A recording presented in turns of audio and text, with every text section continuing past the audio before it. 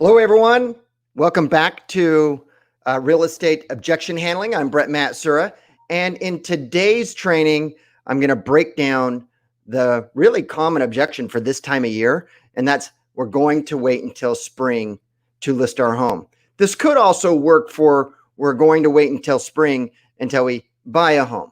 So it's just, we're going to wait until you fill it in. Now, this is going to be the same type of objection that I was working with a few months ago when it was, look, I want to wait until after Christmas. I want to wait until after COVID.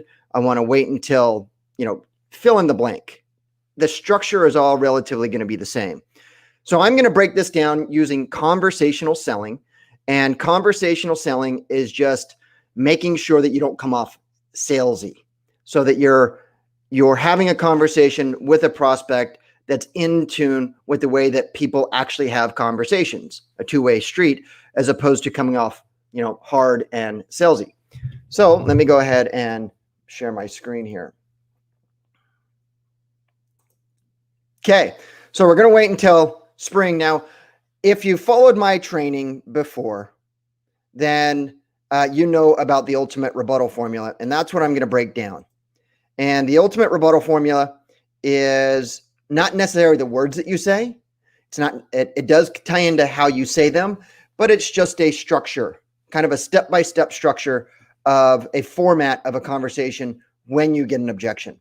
So number one, you're going to acknowledge it. Number two, you're going to approve it. Number three, you're going to ask or soften the blow, and then you're going to ask a question, because the person who asks the questions in a conversation is always going to be the one who's controlling the conversation.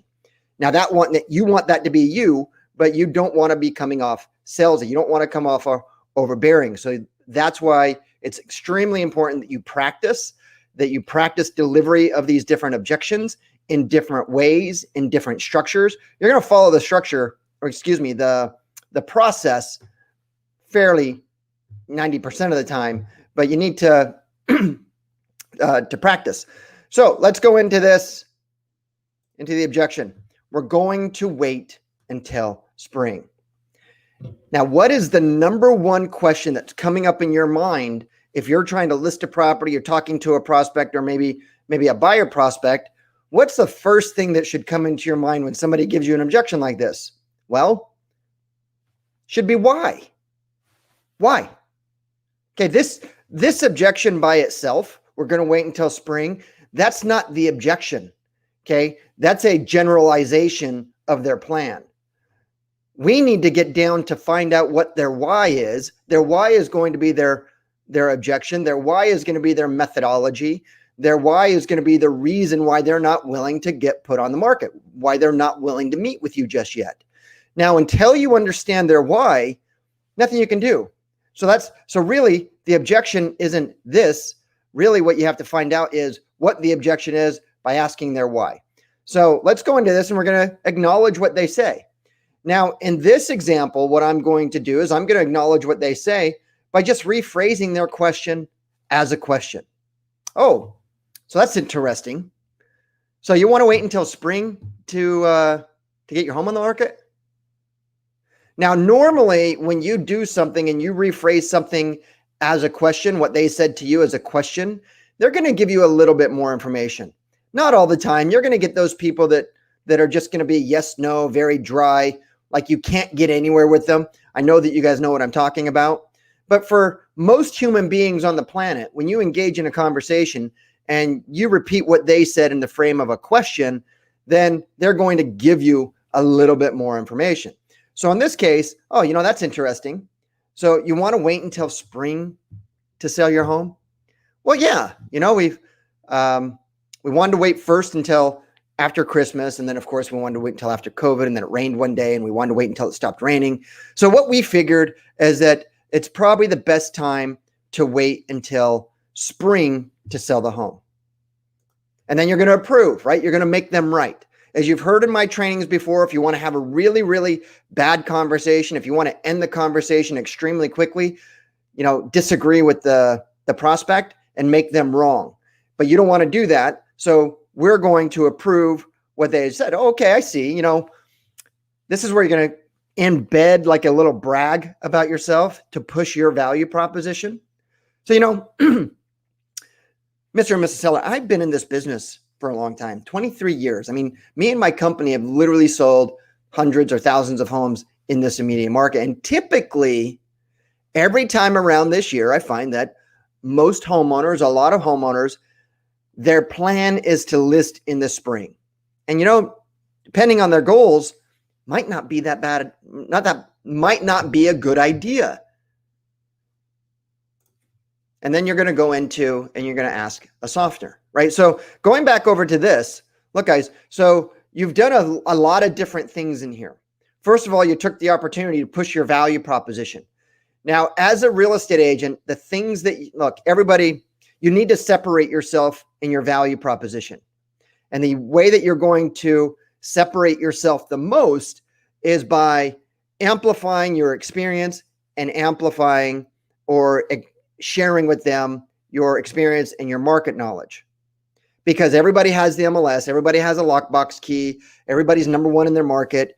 Your brand, who you're aligned with, that might give you an upper edge. But if you're competing against another person with another major brand, maybe not so much.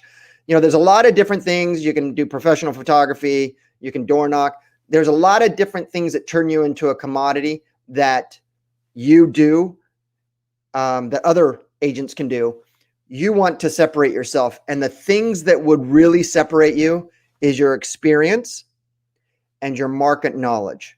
Okay, now if you think of lawyers and you think of doctors and you think of accountants and you think of anybody else in a professional space, what separates them and what separates their paychecks are their experience and their knowledge.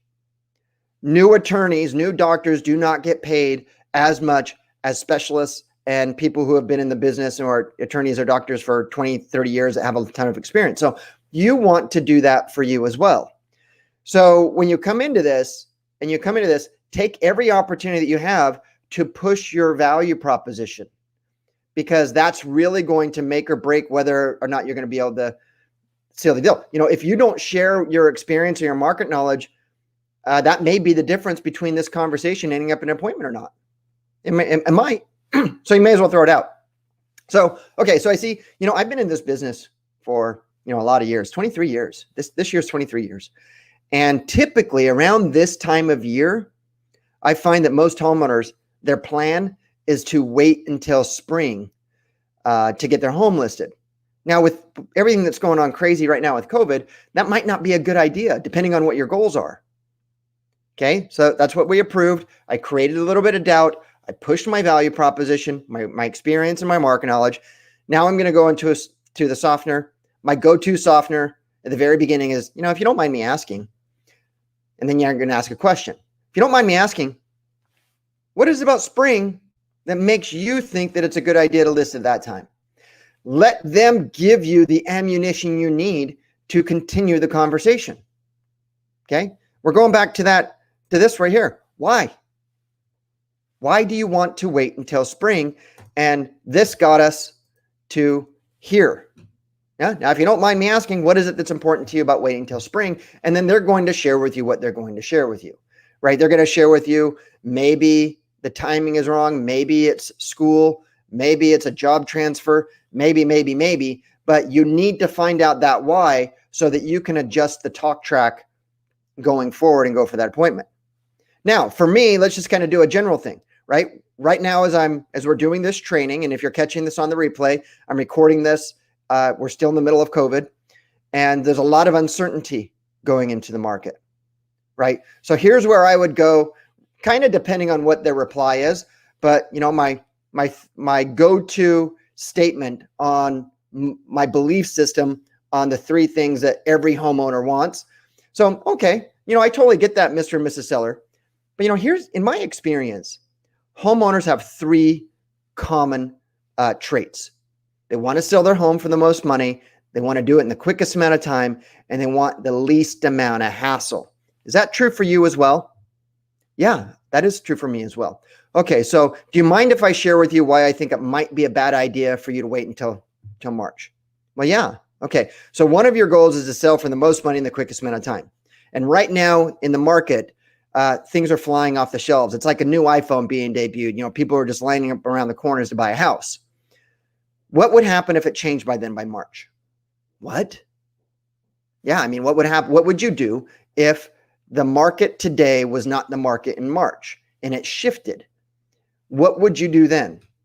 Would you have wanted to list it back in, a few months ago? Or are you okay with just constantly, chasing the market down? Well, what do you mean? Okay, can we agree that next year or this year, there's going to be, we're going into a lot of uncertainty, right? The horizon, that's uncertain times. Well, yeah. Okay, well, here's the thing. A lot of people, a lot of really, really, really smart people on one side of the coin says things are just going to be all sunshine and rainbows. Don't worry. It's fine to wait until spring. But then there's an other side of that coin that says that really, really, really, really smart people, equally smart, equally experienced, are saying that, you know what, we're in for a ride. Put your seatbelt on. This is going to be gnarly. Now, here's the thing. I don't know who's right, but one of them's going to be wrong. So right now, you have a 100% probability that if you sell your home right now, you're going to sell your home for more money than the history of forever. And if you wait until spring or after spring, look, there's a 50-50 gamble that you could start. We see a shift and you could start chasing the market down. So if it meant tens of thousands of dollars for you and your bottom line and the peace of mind that you're selling at the right time, that'll get you the most money in the quickest amount of time, and if you hire me as your agent, the least amount of hassle, would that make a difference in your decision to wait until spring? Guys, that's a compelling argument. And notice the language that I used. The language that I used was right now there's a 100% probability, 100% probability that if you sell your home now, it's selling for the most money in the history of forever. Now, I throw that in there just because it's a little humorous, but it's true in most markets, definitely in my market, might not be true in your market, so you're going to have to adjust this. But then I changed my language to be, if you wait, there's really smart people. I'm not giving my opinion. There's really smart people that say things are sunshine and rainbows. It's only up from here. And then there's an other side of the coin, really, really, really smart people, right? We're making an even playing field that it's going to be gnarly. Going to start chasing the market down. I don't know who's right. Been in this business a long time. I don't know who's right, but I can tell you that one of them is going to be wrong. So do you want to take the 100% probability right now?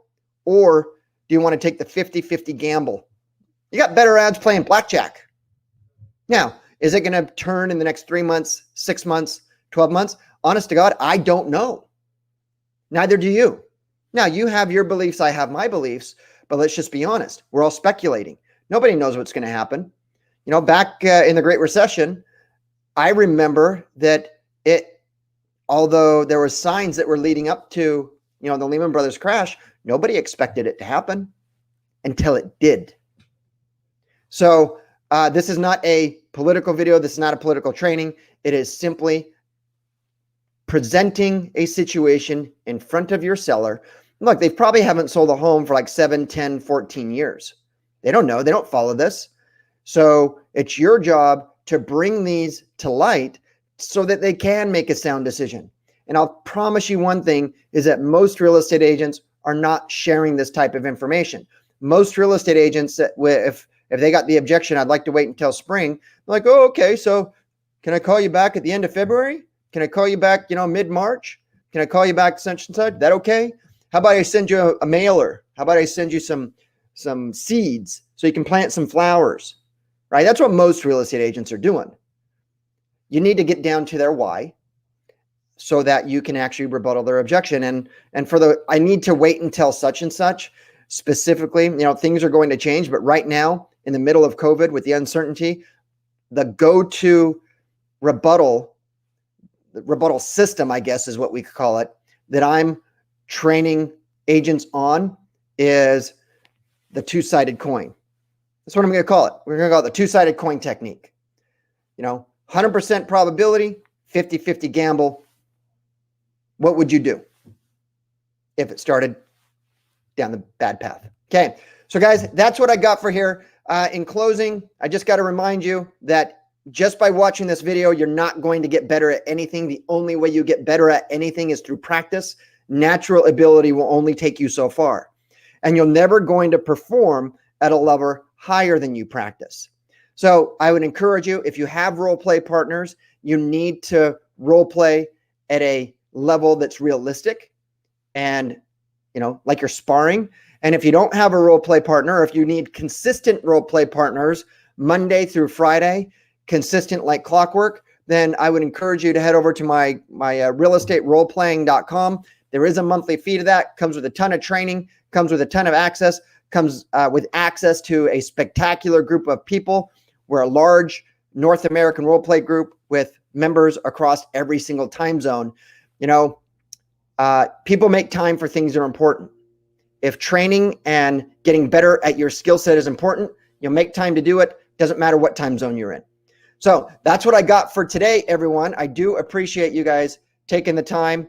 If you catch this on the live show, please comment below. If you are catching this on the replay, please like, subscribe if this content helped you. Other than that, I'll catch you guys in the next training. Have a great day.